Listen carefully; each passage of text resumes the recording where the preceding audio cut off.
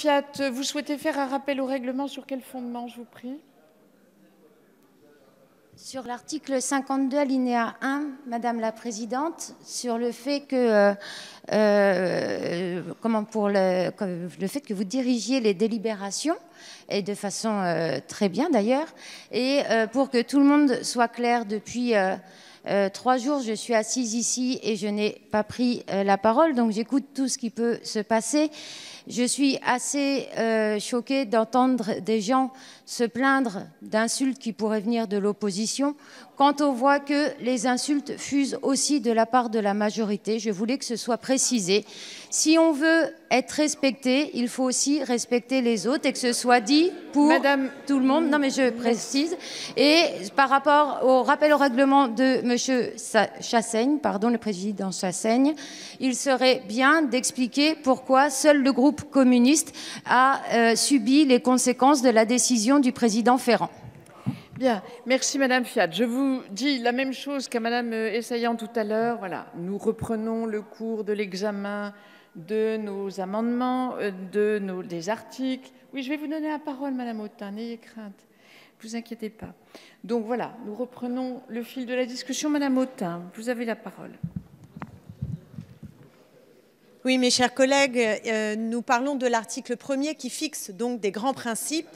Mais en réalité, s'il y a un grand principe que vous suivez, c'est celui de la règle d'or, c'est-à-dire de l'austérité budgétaire, à partir duquel l'ensemble du projet de régime par points est pensé et institué. Alors, on se retrouve face à des poncifs, à une forme de novlangue qui met des mots sur des réalités qui sont contraires aux mots qui sont posés. Vous nous dites que c'est un système universel, premier grand principe, alors que même le rapporteur nous a dit hier que ce n'était pas un système parfaitement universel, et il ne peut pas l'être puisque l'âge d'équilibre va bouger en fonction des générations et que vous avez vous-même institué des régimes spécifiques. Vous nous parlez d'équité. Et non plus, d'ailleurs, je vous ferai remarquer, d'égalité. Ce n'est pas une petite nuance, puisque avec l'équité, eh bien, il y aura une proportion entre le travail fourni et la pension obtenue, ce qui n'est pas une logique d'égalité véritable. La solidarité, mes chers collègues, elle est totalement mise à mal dans le projet par notamment le fameux 1 000 € que vous promettez en minimum contributif, qui est déjà prévu dans la loi Fillon, et une égalité homme-femme qui est un total trompe-l'œil, puisque les femmes seront les premières perdantes de votre réforme, parce qu'elle va toucher en premier celles et ceux qui ont des bas salaires, celles et ceux qui ont des carrières hachées. Vous nous dites que le niveau de vie va être satisfaisant. Évidemment, rien du tout. Je prends un autre exemple dans un autre secteur. Le taux de remplacement pour les fonctionnaires,